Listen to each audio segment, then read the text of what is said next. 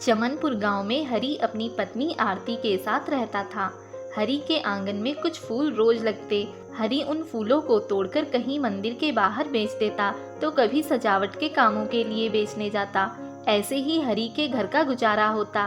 एक दिन हरी की पत्नी आरती हरी से कहती है, क्या हुआ, आज आप फूल बेचने नहीं गए? आरती, आज अपने आंगन में फूल ही नहीं आए, पता नहीं क्या हुआ। अरे मैं कह रही थी कि आप कोई दूसरा काम क्यों नहीं कर लेते? इन फूलों से हमारे घर का गुजारा तो हो नहीं पाता। तो ऐसा कीजिए, आप कोई दूसरा काम ही ढूंढ लें, तभी हमारे घर का खर्च अच्छे से चल पाएगा। हाँ ठीक है, मुझे भी यही सही लग रहा है। तुम्हारा विचार अच्छा है, लेकिन दूसरा काम क्या करें? आपको पता है, जब मैं कल बाजार गई थी तो लोगों से सुना था कि इस समय केले बहुत महंगे बिक रहे हैं। तो क्यों ना आप केले बेचने का काम शुरू करें? लेकिन आरती, हमारे पास इतने पैसे कहाँ हैं जो हम पहले केले खरीदें और फिर उन्हें बाजार में बेचें। इतना कहकर दोनों सोच में पड़ जाते हैं। फिर थोड़ी देर सोचने के बाद हरी कहता है, हाँ आरती, क्यों ना मैं जमींदार के पास जाकर उनसे थोड़े से पैसे मांग लेता हूँ। हाँ ठीक कहा आपने, वो हमारी इतनी मदद तो कर ही सकते हैं। तो ठीक है, कल सुबह जाकर उनसे थोड़े पैसे मांग लूँगा। अगले दिन हरी जमींदार के घर जाता है और जमींदार को अपनी सारी समस्याएं बताता है। जमींदार उसे कुछ पैसे दे देते हैं। पैसे मिल जाने पर हरी बहुत खुश होता है। देखो हरी, मैंने तुम्हें पैसे तो दे दिए हैं, लेकिन मुझे मेरे पैसे जल्द ही वापस चाहिए, समझे? हाँ जमींदार साहब, मैं आपके पैसे जल्द ही लौटा दूंगा। फिर हरी घर जाकर अपनी पत्नी से कहता है, आरती, जमींदार साहब ने हमें पैसे दे दिए हैं, अब मैं बाजार जाता हूँ और केले खरीद कर लाता हूँ, ठीक है? हरी फल मंडी जाता है और केले खरीदने लगता है। वहीं पास में खड़ा उसका पड़ोसी विजय यह सब देख रहा होता है और हरी से कहता है, अरे हरी, तुम यहाँ केले खरीद रहे हो, वो भी इतने सारे? हाँ विजय, मैं केले बेचने का काम शुरू करने जा रहा हूँ, इसीलिए। अच्छा, लेकिन हरी, तुम तो फूल बेचते थे ना, तो अब केले क्यों? विजय, फूल बेचकर मेरे घर का गुजारा बहुत मुश्किल से हो रहा था, इसीलिए मैंने ये काम शुरू किया है। इतना कहकर हरी वहाँ से चला जाता है और विजय सोच में पड़ जाता है। ये हरी तो मेरा काम चौपट कर देगा। पूरे बाजार में मैं ही केले बेच रहा हूँ, अगर ये भी केले बेचने लगेगा तो मेरा आधा मुनाफा तो ये ही ले जाएगा। अब तो मुझे कुछ करना पड़ेगा। मैं हरी के घर जाकर उसके केलों में दवाई डाल दूंगा। विजय हरी के घर जाकर केलों में दवाई डाल देता है और सारे केले खराब हो जाते हैं।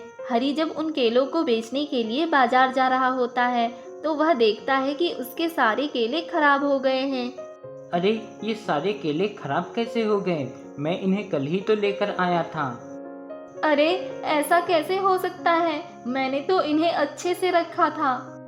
आरती, अब इन केलों को बाजार में ले जाने का कोई फायदा नहीं, अब इन्हें फेंकना ही पड़ेगा। यह सब देखकर हरी और उसकी पत्नी आरती दोनों निराश हो जाते हैं। तभी वह जमींदार के पास जाता है और पैसे चुकाने के लिए कुछ दिनों की मोहलत मांगता है। नहीं हरी, मैंने तुम्हें पहले ही बता दिया था कि मुझे मेरे पैसे जल्द ही वापस चाहिए। यह सुनकर हरी बहुत उदास हो जाता है। वापस आते हुए रास्ते में चलते चलते उसे एक नदी दिखाई देती है। तब हरी कहता है, मैं इस नदी में कूदकर अपनी जान दे दूंगा। वैसे भी अगर मैंने जमींदार को पैसे वापस नहीं किए तो वो मुझे मार देगा। क्यों ना मैं खुद ही अपनी जान इस नदी में कूद कर दे दूं। हरी नदी में कूदने जा रहा होता है कि तभी नदी से देवी निकलती हैं और हरी से कहती हैं, हरी, तुम अपनी जान क्यों देने जा रहे हो? देवी को देखकर हरी चौंक जाता है और वह देवी को अपनी सारी बात बताता है। हरी, ये लो, ये एक केले का छोटा सा पौधा है। देवी, इस केले के छोटे से पौधे से मेरा क्या होगा? मेरे तो बहुत सारे केले खराब हो गए हैं। हरी, ये केले का पौधा तुम अपने घर के आंगन में लगा देना और फिर देखना सब ठीक हो जाएगा। हरी पौधा लेकर अपने घर आ जाता है। तभी उसकी पत्नी हरी से कहती है, आप कहाँ चले गए थे? मैं आपको ढूंढ रही थी। हरी अपनी पत्नी को नदी की देवी की सारी बात बताता है। अरे, तो चलो फिर इस पौधे को आंगन में लगाते हैं। हरी और उसकी पत्नी आरती दोनों आंगन में जाकर उस केले के पौधे को लगा देते हैं। फिर अगले ही दिन आरती देखती है तो वह चौंक जाती है। सुनिए, अरे सुनिए, कहाँ हो, जल्दी आओ। तभी वह दोनों देखते हैं कि केले का पेड़ बहुत बड़ा हो गया है और उस पर बहुत सारे केले लगे हैं। अरे इतने सारे केले इतनी जल्दी? मैं सारे केले तोड़ लेता हूँ, फिर बाजार जाकर बेच दूंगा। इससे जो पैसे मिलेंगे वो मैं पहले जमींदार को वापस दे दूंगा। हरी पेड़ से सारे केले तोड़ने लगता है तो वह देखता है कि केले तोड़ने पर वहाँ एक दूसरा केला फिर से लग जाता है। यह सब देखकर हरी और भी खुश हो जाता है। हरी केले तोड़कर बाजार में बेच देता है और वह सारे पैसे जमींदार को वापस कर देता है। अब हरी हर रोज केले तोड़कर बाजार जाकर बेचने लगता है। इससे धीरे धीरे वह लोग अमीर हो जाते हैं। अब वह दोनों बहुत खुश होते हैं। एक गांव में किशोर अपनी पत्नी मालती और अपनी बेटी मेघा के साथ रहता था। किशोर एक किसान था और वह अपने खेतों में अलग अलग तरह की फसलें उगाया करता था, जिससे उसका घर चलता था। एक बार किशोर सोचता है, मालती, मैं सोच रहा हूँ क्यों ना इस बार हम अपने खेत में बैंगन उगाएं। हाँ जरूर, मैं भी आपसे यही कहने वाली थी, पर आपने ही कह दिया।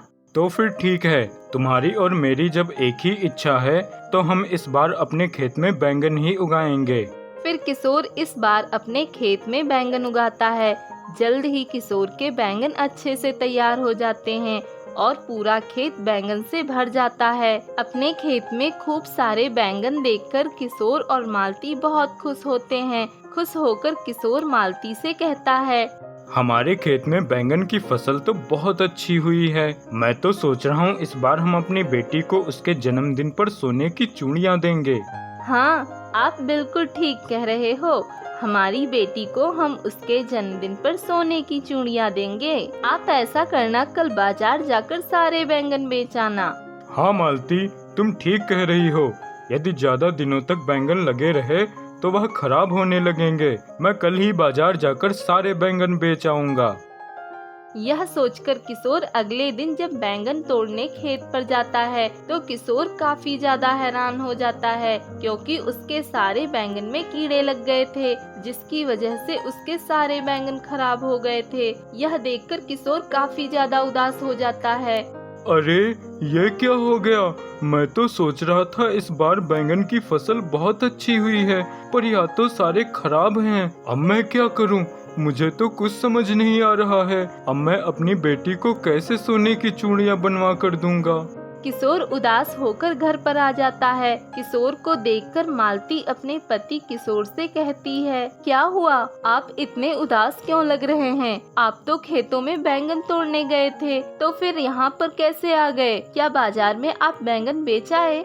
नहीं, मैं बाजार में बैंगन बेचकर नहीं आया, क्योंकि हमारे खेत के सारे बैंगन खराब हो गए थे। हम लोग सोच रहे थे कि बैंगन सही हैं, पर वह अंदर से सारे खराब थे।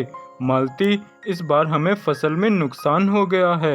यह क्या कह रहे हैं? पर बैंगन तो देखने में काफी अच्छे लग रहे थे। हाँ मुझे पता है, पर पता नहीं यह कैसे हो गया।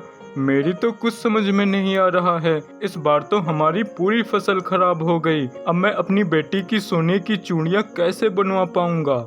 आप उसकी चिंता मत कीजिए। अब आप यह सोचिए कि हम क्या करें, क्योंकि हमारी सारी फसल तो बेकार हो गई, पर बैंगन देखने में तो बहुत अच्छे लग रहे थे। आखिर यह कैसे हो गया? इसके बाद किशोर और मालती फिर से खेतों में जाते हैं और खेतों में आकर वह अपने सारे बैंगन की फसल उखाड़ने लगते हैं। तभी बैंगन के पौधे उखाड़ते हुए मालती के हाथ में एक बैंगन का पौधा आता है, जो उखड़ता ही नहीं है। मालती बहुत कोशिश करती है, पर वह नहीं उखड़ता। मालती हैरान होकर किशोर से कहती है, अरे यह पौधा तो उखड़ ही नहीं रहा है। यह कैसा बैंगन का पौधा है? मालती देखती है उस पौधे पर काफी सारे बैंगन लगे हुए थे। तभी किशोर पास आता है और देखता है, मालती, यह पेड़ तो बाकी सारे पेड़ों से काफी अलग लगता है। तभी किशोर उस पेड़ के बैंगन तोड़ता है। तुरंत ही पेड़ पर बैंगन वापस आ जाते हैं।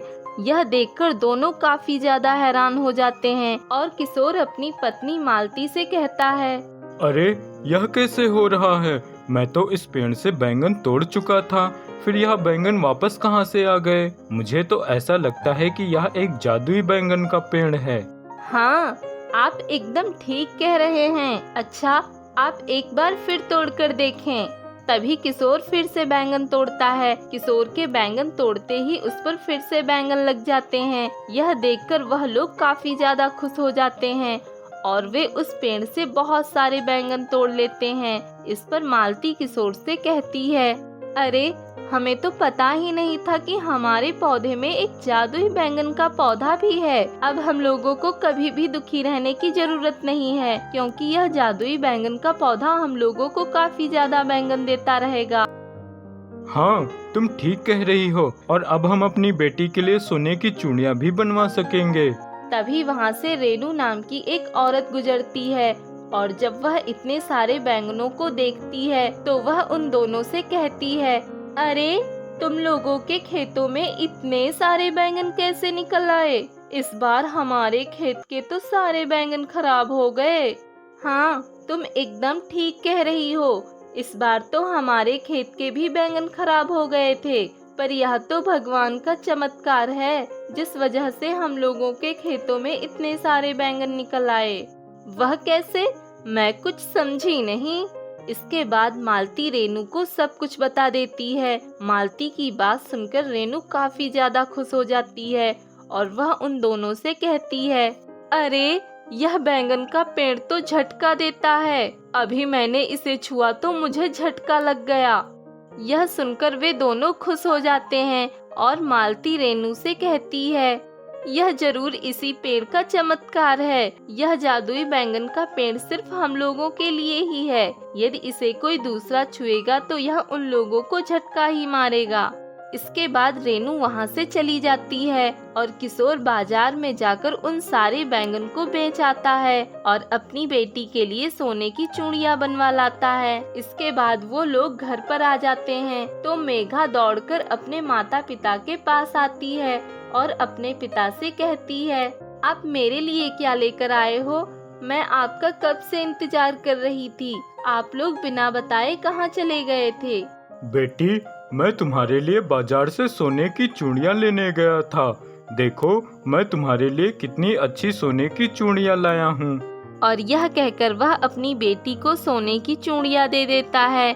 सोने की चूड़ियाँ देखकर मेघा काफी ज्यादा खुश हो जाती है